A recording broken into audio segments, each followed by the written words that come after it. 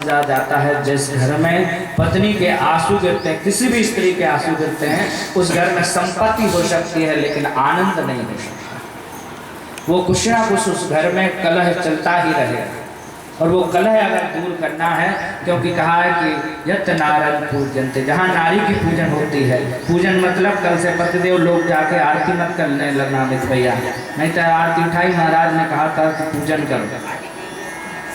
केवल बस सम्मान, नारियों का सम्मान। और महिलाओं को भी ये ध्यान रखना चाहिए कि देखो महिलाएं तो इतनी धन्य हैं कि वो अपने 20 वर्ष कहाँ रही मायके में, और वहाँ से आई यहाँ ससुराल में, सब कुछ नया, सब कुछ जो मिला वह सब यहीं से नए संबंध, माँ सास मिली, ससुर मिले, पति मिले। अब धीरे धीरे प्रीति होगी और धीरे धीरे जब उसकी प्रीति होगी तो पहले उसका, जब वो छोटी रहती है कन्या, कोई पूछता भैया तुम्हारा घर कहाँ है, तो कहते हैं ये घर है, तुरंत बताएगी ये घर है। और जब वो बड़ी हुई, उसकी शादी हुई, जहाँ उसकी प्रीति पति में बढ़ी, तो कोई पूछेगा भैया तुम्हारा घर कहाँ है, ये तो मेरा मायका है, मैं तो वहाँ रहता हूँ। और अगर वो आएगी भी तो कहेगी जल्दी माँ अब तो मुझे जाना पड़ेगा, जनवरी जून की छुट्टियाँ और जो गर्मी की छुट्टी थी वो ख़त्म हो गई, अब जुलाई से फिर एडमिशन कराना है। तो वो 2-4 दिन के लिए आएगी और रह के और चली जाएगी। तो अब जहाँ अभी सब कुछ वो था, अब पति का घर ही सब कुछ हो, कहाँ तो मायके ही सब कुछ था।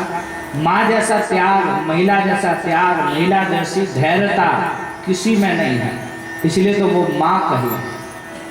और पिता तो है ही, लेकिन पिता से मालूम है, शास्त्रों में लिखा है कि जब आप पिता की अस्थि लेकर, मतलब पिता को कंधे पर लेकर जब आप शमशान की ओर जाते हैं तो अश्वमेध वाजपेयी यज्ञ का 100 अश्वमेध यज्ञ वाजपेयी यज्ञ का फल मिलता है। लेकिन वही जब आप माँ को शमशान लेकर जाते हैं तो आपको करोड़ों वाजपेयी यज्ञ का फल मिलता है, करोड़ों वाजपेयी। ऐसी वो माँ बनना एक अपने आप में भगवान की कृपा है। माँ हर व्यक्ति, ऐसी माँ, ऐसी ममत्व जो भगवान ने माँओं में भरा हुआ है, वो ममत्व बना रहे, भगवान से यही कहें। और अब इधर नारायण नारायण का नाम वो रटने लगे, जब भी हो वो नारायण का भजन करे, इधर नारायण का ही ध्यान करे। अजामिल एक दिन जब समय आया तो यम के दूत आए और यम के दूत ने पकड़ने की चेष्टा करी, और जैसे ही पकड़ने के स्वप्न में पकड़ रहे थे तो आवाज आई नारायण बचाओ, और जैसे ही नारायण बचाओ की आवाज आई तो यम के दूत के यहाँ पर भगवान विष्णु दूत पधारे, और विष्णु दूत पधारे और विष्णु दूत ने आकर वो यम के जो दूतों को था मार मार के भगा दिया। कहे भैया तुम काले काले कौन, कहा हम यम के दूत। कहे तुम चमकीले चमकीले कौन, कहा हम विष्णु दूत। कहे अभी देखा नहीं इसने जीवन भर पाप किए हैं, फिर तुम इनको स्वर्ग लोग ले जा रहे हो, वैकुंठ ले जा रहे हो। कहे अभी देखा नहीं कितनी जोर से चिल्लाया है नारायण बचाओ।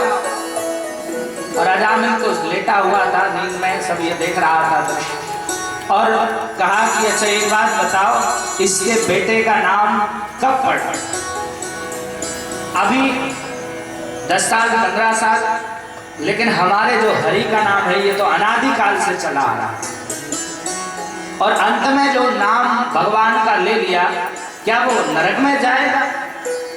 अब इस प्रकार से जब वो नहीं माने तो मार मार के भगाया विष्णु दूतों ने, और यमराज के जो दूत थे वो यमराज के पास पहुंचे और जाके काल पास फेंक दिए, नहीं ग्रण्यम काल पासा, प्रभु आपके काल पास आप ही रखो। कहे क्यों? कहा ये काल पास में ये है, अभी तक हमने देखी जो व्यवस्था वो तो ठीक थी,